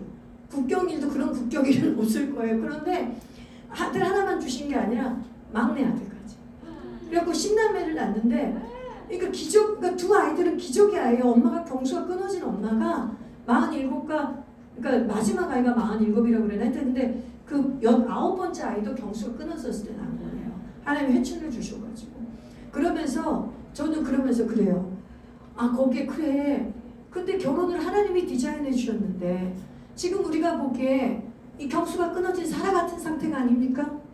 지금 그런 상태잖아요. 여러분 말고 저 말이에요. 저 같은 상태, 객관적으로 봤을 땐 그렇잖아요. 크리스천 데이트도 저를 받아주지 않는 이 상태. 크리스천 데이트도 저를 반려하는 이 상태. 나이 제한에 걸려서 이런 상태라면 그렇죠. 그런데 그 남현희 권사님의 그 아이를 낳은 사건이 저에게는 뭘로 적용이 될 수 있겠어요? 여러분은 뭘로 적용이 될 수 있겠어요? 오랜 미혼의 상태여도 하나님이 못하실 게 어디 있어요? 오랜 미혼의 상태에 있다 보면 우리가 오히려 간절함도 떨어지고 될 대로 되라도 되고 포기식도 되고 저도 그런 봄, 여름, 가을, 겨울을 다 겪은 것 같아요. 결혼을 계속 원하고 기도는 했지만 하도 결혼이 안 되니까 아유 그래 그냥 혼자 살자 이런 생각도 해본 적도 있고 그렇지만 지금 이 나이에도 계속 기도를 하는 건 뭐냐면 하나님이 그 마음을 다시 불러일으켜 줬기 때문에 정말 나문희 권사에게 그 아들에 대한 기도를 하라고 그 마음을 불러일으켜 준 것처럼 저도 무덤 속에 넣어놔버린 이 결혼의 주제를 하나님이 정말 2년 반 전에 이걸 부활시켜 줬거든요. 이 결혼의 이슈를. 그래서 제가 이렇게 믿음으로 기도를 하게 된 것이거든요. 그러니까 여러분이야 뭐 저하고는 비교할 수 없이 아직 젊으시고 못할 이유가 없죠. 할 수밖에 없는 상황, 할 수밖에 없는 길들이 열려 있는데 하나님 우리에게 믿음을 가지고 내가 결혼을 너에게 사명으로 주려고 디자인했다는 것을 기억하라고 말씀하시는 거예요. 그래서 여러분이 기도할 때에 그냥 나의 일신상의 행복을 위해서 결혼하겠다 이런 차원이 아니라 하나님의 나라와 킹덤을 이루기 위해서 태초부터 결혼을 사명으로 주지 않았습니까? 가정이 최초의 킹덤이지 않습니까? 그러니 저에게 가정을 주십시오. 이렇게 당당하게 요구하시고 기도하라는 거예요. 그리고 그 방법을 찾아 나가시길 바래요. 저도 다시 기도를 할 수 있었던 건 이 첫 번째 이 선포 때문이에요. 결혼이 사명이구나. 내가 독신의 은사가 있거나 독신의 사명이 없는 거 보니까 그럼 나는 결혼을 해야 될 사명이 있는 사람이다. 그럼 이 사명을 위해서 기도해야지. 또 믿음을 갖고 다시 기도하는 것이죠. 자, 여러분이 하나님의 사랑 안에서 행복한 결혼할 수 있음을 먼저 믿어야 돼요. 여러분 자신이 믿어야 됩니다. 여러분 자신이 믿어야 그 배우자가 여러분을 알아볼 수 있어요. 여러분이 하나님의 사랑 안에서 행복한 결혼할 수 있다는 걸 자기 자신을 하나님께 드리면서 믿지 않으면 난 충분히 그렇게 잘 해낼 수 있는 사람이야. 이런 자기확신이 없으면 매력이 안 느껴져요. 그 여자에게는 항상 소심하고 결혼에 대해서 나는 행복하게 살 수 있을까 맨날 퀘스천 마크만 하는 여자에게는 그 여자에게는 매력이 없어요. 그 여자가 나는 지금 못 만나서 그렇지 누구를 만나든 얼마든지 행복한 결혼을 할 수 있어. 나에게는 하나님 안에서 그 믿음이 있어. 그런 확신이 있어야 그 여자가 매력적으로 보이는 것입니다. 믿으십니까? 그래서 여러분 행복한 결혼을 계획하십시오. 아직 배우자가 될 사람이 없어도 계획을 하세요. 배우자가 될 사람 있는 사람들은 구체적으로 같이 계획하면 되고 배우자가 아직 없는 사람들은 나는 결혼하면 이렇게 하고 싶다. 여러분 나름대로 하나님과 함께 계획을 해보세요. 그리고 이런 사람을 하나님 주시기를 기도해 보시길 바래요. 두 번째 봅시다. 결혼은 사명이다. 같이 읽어볼까요? 시작. 결혼은 과정이다. 가로 열고 뭐라고 써있죠? 마라톤 등산. 마라톤하고 등산이 골이 있어요. 골이 목표점이 있어요. 그 목표를 향해서 나아가는 과정이기 때문에 결코 이 과정은 쉽지가 않아요. 그래서 아름답고 행복한 것이지만 거룩한 사명인 것도 분명하지만 때로는 고통스러운 과정이기도 하다. 단번에 결혼식과 함께 꽃길만 걷는 것이 아니다. 여러분 마지막 절은 여러분이 읽어봅시다. 시작. 우리가 잃어버린 에덴을 회복하고 가꾸는 일에는 대가가 따르고 수고와 헌신이 따르기 마련이다. 그러나 에덴을 가꾸는 일은 너무나 고상한 일이에요. 그리고 이것은 너무 기쁘고 행복한 일이에요. 그래서 이것이 아무리 과정이 힘들어도 마라톤을 완주해야 마시지 않습니까? 등산도 꼭대기까지 피크를 찍고 사진 한 장 찍어야 마시지 않습니까? 그리고 그걸 올라가 본 사람, 마라톤을 완주한 사람은 마라톤을 뛸까 말까. 저 산만 바라보던 사람하고는 다른 차원의 삶을 사는 거예요. 그럼 몇 살 정도가 이제 그 등산의 그 꼭대기일까요? 그거는 각자 다르겠죠. 그거는 각자 몇 살이라고 우리가 어떻게 정점을 지을 수 있겠어요. 죽을 때까지 과정이겠죠. 근데 점점점 고지에 오르지 않겠습니까? 점점 힘들어진다. 그 과정에서 여러분 그 마라토너들이 왜 계속되겠어요? 고통만 있어 뛰는 게 아니잖아요. 그 고통과 함께 오는 그 마라토너들만 가는 희열이 있지 않겠어요? 등산가도 마찬가지잖아요. 누가 돈 줘서 등산합니까? 그 희열 때문에 도전하는 거예요. 그러니까는 고난만 있는 거 아니죠. 수고와 고난만 따르면 누가 결혼 생활 할 수 있겠어요? 분명히 기가 막힐 정도로 날줄과 시질이 오가듯이 옷감이 짜지듯이 고난한 줄 오면 행복한 줄도 오고 행복한 줄기 오면 고난한 줄기도 오고 분명히 이럴 겁니다. 그래서 등산과 마라톤 하듯이 과정이니까 그 enjoy the process, 영어에 그런 말이죠. 과정을 즐겨라. 유명한 말 있지 않습니까? 피할 수 없으면 어떻게 해라? 즐기는 게 최고다. 맞지 않습니까? 결혼해서 언약해버렸어요. 이제 같이 죽을 때까지 가야 돼. 그러면 피할 길이 없어요. 그럼 즐기는 방법밖에 없으니까. 그 즐기는 방법을 어떻게 하냐면 고통스럽지만 하나님의 말씀의 법 앞에서 내가 자카르가 되기로 매일 결단하고 내가 에셀이 되기로 매일 결단하면 분명히 그 사람들은 같은 방향을 안에서 그 같은 목표를 향해서 달려갈 수 있는 한 팀이 될 거라고 믿어요. 세 번째 봅시다. 세 번 읽어볼까요? 그러나 희소식이 있다. 굿뉴스 있어요. 제가 아까 이미 십자가 얘기를 했지만 우리 같이 읽어봅시다. 이건 시작. 예수님이 십자가를 통해 구원의 길을 열어놓으셨을 뿐만 아니라 에덴의 회복의 길을 열어놓으셨다. 하나님이 설계하신 결혼의 목적을 완성시키는 과정은 가장 거룩하고 복된 일이다. 에덴이 회복되는 것은 하나님의 킹덤의 확장이며 하나님의 뜻이 이 땅에 이루어진 일이며 하나님이 영광 받으신 일이다. 여러분 꼭 믿으십시오. 이 땅에서 어마어마한 하나님의 일을 할 생각 못해도 상관없어요. 하나님의 일을 어마어마한 일을 못해도 돼요. 내 가정 하나 잘 세우겠다. 이거 완전히 끝내주는 킹덤 사역입니다. 내가 하나님 내가 뭐 대단한 일은 뭐 외국 나가서 선교사가 되진 못해요. 주님 제가 목사가 되진 못해요. 제가 뭐 전도하면 못되겠어요. 그러나 하나님 제가 내 가정을 한번 잘 세워볼게요. 내가 자카르가 돼서 에젤이 돼서 내 가정을 한번 세워볼게요. 그럼 하나님이 옳도다 너무 기뻐하실 거예요. 왜냐하면 이게 우리 인생에 준 최초의 사명이거든요. 하나님이 영광 받으세요. 하나님이 너무 기뻐하시는 일이에요. 그래서 결혼해서 가정을 세운 일은 가장 거룩하고 복된 내 사명이라는 걸 잊지 마십시오. 그 다음 거. 네, 이제 다 끝났습니다. 예, 이게 하이라이트인데 읽어보십시다. 시작.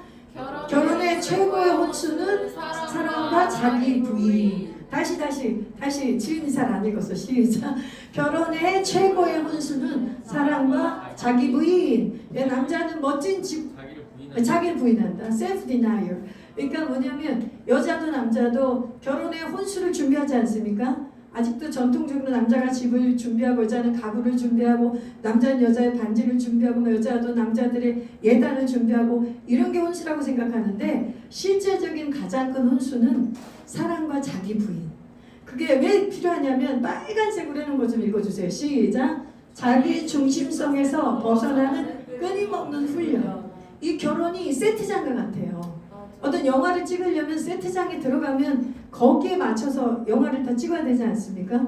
그 세트장 밖에 있는 모습으로는 영화를 찍어낼 수가 없어요. 세트장이 1960년대면 1960년대 의상과 문화와 트렌드와 모든 머리 스타일을 해가지고 연기를 해내야 돼요. 그런 것처럼 그냥 하나님이 이 결혼을 통해서 자기 부인의 세트장으로 우리를 진짜 넣어버리시는 거예요. 그래서 최고의 혼수가 사랑과 자기 부인이 아니면 아까도 이제 헌신과 대가가 필요했다는데 이거를 성경적으로 다른 말로 표현해 본 것입니다. 누가복음 9장 23절 읽어봅시다. 시작. 또 무리에게 이르시되 아무든지 나를 따라오려거든 자기를 부인하고 날마다 제 십자가를 지고 나를 따를 것이리라. 예수님의 제자가 되는 길인데 이 제자의 삶을 결혼 생활에서 하나님이 다 실습을 시킨다는 뜻이에요. 날마다라는 걸 주목하십시오. everyday. 어제는 좋았는데 오늘은 너무 힘들 수도 있어요. 오늘은 너무 힘들었는데 내일은 또 좋을 수도 있어요. 그러니까 어저께 오늘을 보장해주지 못하고 오늘께 내일을 보장하지 못한다는 거예요. 날마다 자기 중심성에서 벗어나고 그 사람의 입장에서 자카르가 되고 그 사람의 입장이 돼서 내가 에젤이 되는 거를 끊임없이 자기가 훈련하고 연습해야 좋은 결혼 생활을 할 수 있다는 거예요. 십자가를 안 지고 따라가면 안 돼요? 예, 십자가를 안 지고 따라갈 수 없다고 예수님이 아무든지 나를 따라오려거든 십자가를 지고 나를 따를 것이니라. 예, 십자가는 예수님이 이미 다 져주셨잖아요. 여기서 말하는 십자가는 뭐냐면 뭘 십자가 지냐면 진짜 나무 십자가 지고 가라는 뜻이 아니고 내 안에 내 중심성대로 해버리고 싶은 거를 우리가 십자가를 지는 게 뭐냐면 그거를 내려놓는 거예요. 내 중심성대로 해버리고 싶은 것들을 단념하는 거예요. 그러니까 아까 말한 타락한 자카르, 타락한 에젤의 본성이 있죠. 예를 들어 타락하자마자 두려움 가운데 죄 가운데 있던 아담이 누구 탓을 했다 그랬죠? 에셀 탓을 했잖아요. 여자 탓을 했잖아요. 여자는 어때요? 계속 남자를 갈구하고 남자에게 종속되는 이 저주에서 벗어나는 길은 뭐냐면 그렇게 하고 싶은 그 욕구들을 단념하고 나는 자카르다. 난 자카르로 살겠다라고 생각을 고쳐본 게 십자가를 지는 거예요. 대단한 게 아닙니다. 근데 사실은 대단한 거예요. 타락한 본성을 십자가에 못 박고 내가 원래 만들어진 아담대로 살겠다. 원래 만들어진 남자대로 내가 살아보겠다라고 매일 결단하는 게 십자가를 지는 거예요. 쉽게 그냥 가정에서 매일 십자가를 지는 거. 여자는 이거예요. 내가 만약에 오늘도 내 십자가를 안 지면 내가 남편을 세우는 게 아니라 파괴자가 될 수 있기 때문에 난 오늘도 하나님이 주신 질서 안에서 남편의 머리됨을 인정하고 내가 남편을 돕겠다. 이러한 정체성으로 계속 나의 욕구를 단념하고 나의 새로운 정체성으로 살아내려고 매일 연습하는 게 십자가를 지는 거라는 거죠. 근데 이게 매일 성공하시는 사람이 얼마나 있겠어요? 없습니다. 이거는 완벽주의가 되라는 게 아니에요. 이 완벽주의 그러면 강박 걸려서 못 살아요 서로가. 그렇게 하라는 게 아니라 하나님은 뭐냐면 그러니까 내가 도와주겠다는 거예요. 그러니까 나를 부르라는 거예요. 나에게 힘을 구하라는 거예요. 너의 힘으로 하려고 그러면 완벽주의자 되고 정신 정말 질환옵니다. 우리의 힘으로 해내려고 할 때는 우리 힘으로 하려고 해서 그러면 이 뇌가 신경이 다 진짜 끊어져요. 그렇게 하라는 게 아니에요.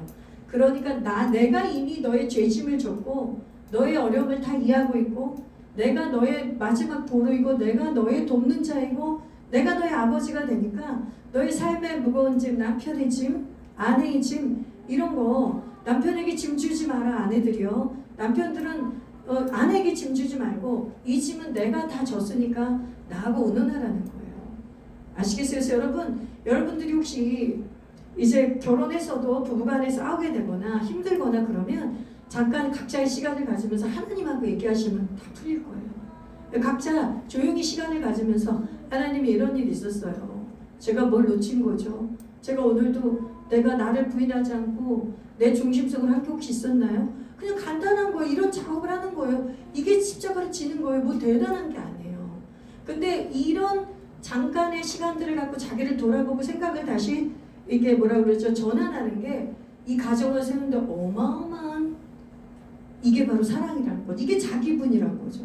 그러니까 자기 부인하고 이렇게 매일 십자가를 지라는 어감 자체가 굉장히 부정적으로 들리면서 마치 나만 계속 손해보고 나만 계속 억울한 일을 당해야 되는 것처럼 이게 뉘앙스가 느껴져요. 그리고 사람들은 그렇게 받아들이기 쉬워요. 그게 아니에요. 잠깐 멈춰서 너 혼자 할 수 없지? 이렇게 말하는 아버지께 와서 얘기하라는 거예요. 너 해보니까 잘 안 됐지? 혼자 할 수 없지? 내가 도와줄게. 원래 그런 거야.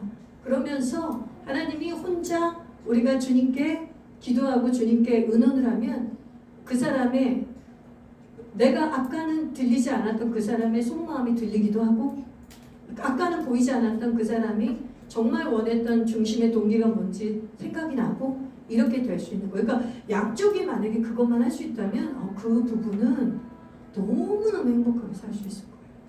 어떤 문제나 도전은 별로 문제가 되지 않아요. 그것만 할 수 있다면. 근데 그거를 못하는 부부가 너무 많아요. 근데 제가 정말 우리 백길이 형제랑 정지현 자매 보면서 너무 희망을 갖는 건 뭐냐면 두 사람은 그걸 하는 분이라는 걸 제가 느꼈어요. 두 사람은 아니 뭐 잘 싸울 수 있죠. 싸우는 것도 하나의 소통이니까 싸울 수는 있어요. 근데 양쪽 다 각자 가서 이 작업이죠. 이 작업. 응? 그러니까 나를 부인하고 자기 중심성에서 벗어나는 거를 생각해보고 성찰해보고 하나님하고 얘기해보는 거 두 분 다 충분히 하실 수 있는 분이에요. 내가 보기에는 잘 할 수 있다고 저는 믿어요. 두 분이 할 수 있습니다. 그리고 하나님이 은혜를 베풀어 주세요. 여러분 로마서 5장 5절 읽어봅시다. 시작. 소망이 우리를 부끄럽게 하지 아니하면 우리에게 주신 성령으로 말미암아 하나님의 사랑이 우리 마음에 부음받음이니 이게 굿뉴스예요. 사랑을 부어주신대잖아요. 너희 사랑으로 할 수 없는 거 내가 아니까 내가 너희들에게 내 사랑을 부어주겠다. 그럼 그 부어주는 사랑으로 이 자기 중심성에서 벗어나고 자극부인을 하면서 이 결혼의 이 과정을 진행해 나갈 수 있다는 거죠. 이제 진짜 마지막입니다. 여러분 마지막. 네, 한번 읽어봅시다. 시작. 결혼이란 알맞은 상대를 찾기보다 자기가 먼저 알맞은 상대가 되는 것이 중요하다. 우리는 알맞은 사람이 나타나 기적처럼 우리 삶의 모든 큰 구멍을 메워줄 거라는 환상을 가지고 있다. 이게 바로 자기중심성이에요. 자기중심성으로 배우자에 대한 환상을 갖는 거예요. 그 다음에 계속 그렇게 해줄 사람은 이 세상에 아무도 없다. 오직 하나님만이 하실 수 있는 역할이다. 또한 다른 사람의 상태를 관리할 수 없고 필요에 맞게 개조할 수도 없다. 개조하고 싶은 욕구도 자기중심성이에요. 내가 그 사람의 상태나 그 사람을 개조할 수 있다고 믿는 거를 단념해야 돼.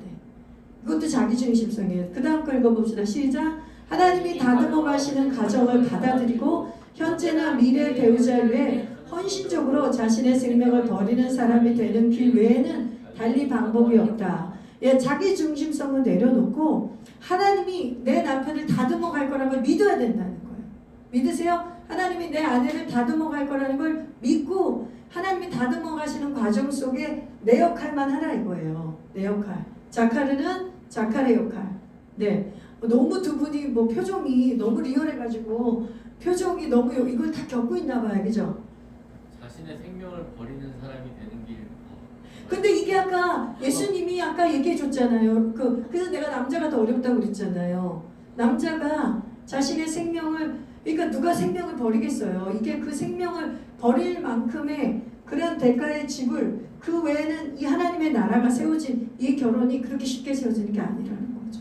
근데 우리는 이 결혼을 세워보려고 어떤 걸 하냐면 저 두 개를 한다는 거예요. 내 구멍을 다 메꿔줘, 넌 다 메꿔줘야 돼. 그런 자기 중심성을 못 버리고, 연지도 이거 꼭 들어야 돼. 내 큰 구멍을 여자가 다 메꿔줘야 돼. 이런 환상. 이게 자기 중심성이고, 또 하나는 뭐죠? 내가 저 남자, 저 여자를 개조해야 돼. 내가 저 남자와 저 여자를 개조하고 관리해야 돼. 이렇게 생각하는 게 자기 중심성이라는 거예요. 그러니까 이 두 개를 빨리 내려놓는 게 매일 십자가를 지는 거예요. 요거 내려놓고 그 다음에 뭐라 그러죠? 하나님이 만들어 간다는 거 믿으라는 거예요. 하나님이 만들어 간다는 거. 그러니까 저 사람도 따라해보세요. 나도 공사 중. 상대방도 공사 중. 상대방도 네, 공사 중. 근데 자꾸 상대방만 공사 중이라고 우기는 거예요. 내가 개조하고 싶은 욕구는. 맞죠? 맞아요. 그렇죠. 그리고 나도 공사 중인 거 인정. 그리고 내가 공사 중인 거를 왜 남편이 내 공사를 다 맡아야 돼요? 그건 아니죠. 내가 공사 중인 건 내가 고쳐 나가야죠. 내가 개조해 나가야죠. 그러니까는 굉장히 서로의 노력이 필요해요. 예, 마지막 말씀 또 봅시다. 네. 예, 결혼은 자기 중심적인 마음과 대결할 완벽한 환경을 제공한다. 아까 세트장이라고 얘기했죠? 팀 켈러와 캐시 켈러 유명한 이 사역자들이었는데 이 부부 사역하신 분이 이런 말을 했습니다. 이 초록색 한번 읽어보겠습니다. 시작. 두 배우자가 각각 결혼 생활에서 나의 자기 중심성을 중요한 문제로 다루겠습니다. 라고 말한다면 참으로 행복한 결혼을 할 수 있다고 말했다. 그래서 자기 중심성은 행복한 결혼 생활을 누리지 못하게 하는 최대 방해 요소이다. 그래서 아까도 희생적인 사랑과 자기 부인이 최고 혼수라고 얘기한 겁니다. 여러분 오늘도 1시간 안에 맞추려고 그랬는데 좀 길어졌어요. 여러분 죄송합니다. 그러나 또 유익한 또 말씀이었다고 믿고요. 그렇지만 하나님이 굉장히 놀라운 약속의 말씀을 주셨어요. 이 약속의 말씀으로 우리 부정적인 생각을 싹 가셔버리고 마무리합시다. 예, 회복된 가정을 통해 오는 남편의 복이세요. 기영진님 눈을 부릅뜨고 보세요. 회복된 가정을 통해 얻는 남편의 축복. 우리 기영재가 읽어보세요. 남자의 복이니까 시작. 아내는 아내를 얻는 자는 복을 얻고 여호와께 은총을 받는 자니라. 또 집과 재물은 조상에게서 상속하거니와 슬기로운 아내는 여호와께로서 말미암느니라. 세 번째 잠언 31장 23절. 그의 남편은 그 땅의 장로들과 함께 성문에 앉으며 사람들의 인정을 받으며. 네, 이거 보세요. 아내가 있는 남편의 축복이에요. 하나님은 이제 에제르로 회복된 여자, 에제르로 회복되지 않은 여자를 얻는 건 정말 복이 아니죠. 불행인데 에제르로 회복된 여자를 아내로 얻는 거는 복을 얻고 은총을 받는 자다. 슬기로운 아내 여호와께로 상속받는다. 약속된 남편의 축복이에요. 그리고 현숙한 여인을 만난 남편의 축복이거든요. 31장 23절이 성문 앞에서 사람들의 인정을 받는다는 건 뭐냐면 그 사람이 이제 남자의 정체성 완전히 발휘하는 사람이 된다는 거예요. 가정에서 머리만 되는 게 아니라 가정에서 머리가 되면 어디서 머리가 될 수 있죠? 밖에. 사회에서도 머리가 되죠. 그래서 아내한테 인정 못 받는 남자는 밖에 가서도 인정을 못 받죠. 그렇죠. 그래서 그 한자 성어가 있는데 가와 만사성인가? 가와 만사성. 집에서 잘 돼야 밖에 모든 일이 잘 된다는 뜻인데 그것은 동서고금을 막론하고 맞는 말씀입니다. 이게 남편의 축복이고요. 여자의 축복 한번 봅시다. 여자의 축복도 봐야죠. 예, 회복된 가정을 통해 현숙한 여인이 받는 여자의 축복이 있어요. 시작. 여자도 읽어봅시다. 시작. 그의 자식들은 일어나 감사하며 그의 남편은 칭찬하기를 덕행이는 여자가 많으나 그대는 모든 여자보다 뛰어나다 하느니라. 고운 것도 거짓되고 아름다운 것도 때나 오직 여호와를 경외하는 여자는 칭찬을 받을 것이라. 그 손의 열매가 그에게로 돌아갈 것이요 그 행한일로 말미암아 성문에서 칭찬을 받으리라. 아멘. 보십시오. 그 성문이 무슨 의미예요? 성문은 그 고대의 유대 그 이스라엘 문화에서 성문은 리더십들이 모여서 재판하고 거기에서 이렇게 경영하고 마을을 다스리는 곳이에요. 성문에서요? 성문이 그런 곳이에요. 그러니까 장로들끼리 마을의 장로들이 모여서 그러니까 서로 의논하고 그러니까 이 성문에서 유력한 자는 거기에서 그 마을에서 리더예요. 유력한 자가 됐다는 뜻이에요. 그러니까 아까도 남자의 복이 성문에 앉을 거라 그랬죠. 그리고 성문에서 인정을 받는 데잖아요. 그러니까 성문에 앉는다는 건 사회에서도 리더십이 된다는 뜻이에요. 성에 못 들어가서 성문에 앉아. 우리 기령진 어쩜 저렇게 창의적이신지 너무 덕분에 웃었어요. 성에 못 들어간 건 아니고 성에서 뛰어난 자들이 그 성을 다스리는 리더십들이 모여서 한마디로 그런 위원회 같이 모여서 재판도 하고 다스리기도 하고 권면도 해주고 리더십을 발휘하는 것이죠. 그러니까 여자 잘만 하면 그 남자는 가정에서 머리가 될 뿐만 아니라 사회에서도 머리가 된다는 거예요. 하나님 나라에 쓰임 받는다는 거예요. 근데 여자는 보세요. 자식들이 감사하고 일어나 감사해 준대요. 자식들이 그 엄마를 알아주는 사람이 되는 거예요. 남편이 칭찬을 받아요. 남편이 어느 정도로 칭찬하냐면 진짜 이 세상에서 당신 같은 여자는 없어. 당신 만나서 내가 성문에서 존귀한 자가 됐어. 내가 당신 만나서 성문에서 유력한 자가 됐어. 이렇게 남편의 칭찬을 여자가 받는다는 거예요. 그러니까 남편이 머리가 돼서 밖에 가서 리더가 되면 그 여자도 같이 그 영광을 받는 거예요. 그래서 마지막에 뭐라 그러냐면 오직 여호와를 경외한 여자는 칭찬을 받을 것인데 그 손의 열매가 그에게로 돌아갈 것이요 그 행한이로 말미암아 성문에서 칭찬을 받으리라. 이 여자의 칭송이 하나님께도 칭찬받지만 사람들에게도 이 현숙한 여인, 이 아내 역할을 온전히 해낸 사람들은 칭찬을 받는다는 것이죠. 왜냐하면 자기가 수고와 노고로 남편의 머리됨을 인정하고 이룩했던 이 가정을 통해 하나님의 영광이 나타나기 때문에 하나님이 이 여자를 칭찬받게 하실 수밖에 없죠. 오늘 이 두 말씀으로 마무리하겠습니다. 여러분, 이 결혼이 자기 부인의 연속이고 자기 중심성을 훈련하는 그 탈피하는 것을 훈련하는 장이기도 하지만 하나님은 이 놀라운 복을 약속해 주셨다는 것을 제가 이 결론의 말씀으로 보여드리고 싶었어요. 그래서 결코 이게 고달프고 힘들고 우울하고 그런 일이 아니다. 우리가 얼마든지 이거는 투자하고 헌신하고 수고하고 이 대가를 지불할 만한 일이라는 것을 이 약속의 말씀을 통해서 여러분이 믿으시길 바랍니다. 아멘. 아멘. 기도하고 마치겠습니다. 사랑의 아버지 하나님, 오늘 결혼에 대한 두 번째 강의 잘 마치게 해주셔서 감사합니다. 오늘 또 이 들은 말씀 우리 마음에 새기게 하시고 우리 삶에 적용해서 이 결혼학교 10주 동안에 우리 교회 안에 정말 결혼의 열매들이 아버지 배우자를 만난 축복들이 일어나는 놀라운 역사 돌파가 있게 해주세요. 주님, 오늘도 성령님이 잘 가르쳐 주셔서 감사합니다. 성령님께 감사드립니다. 예수님의 이름으로 기도했습니다. 아멘. 감사합니다.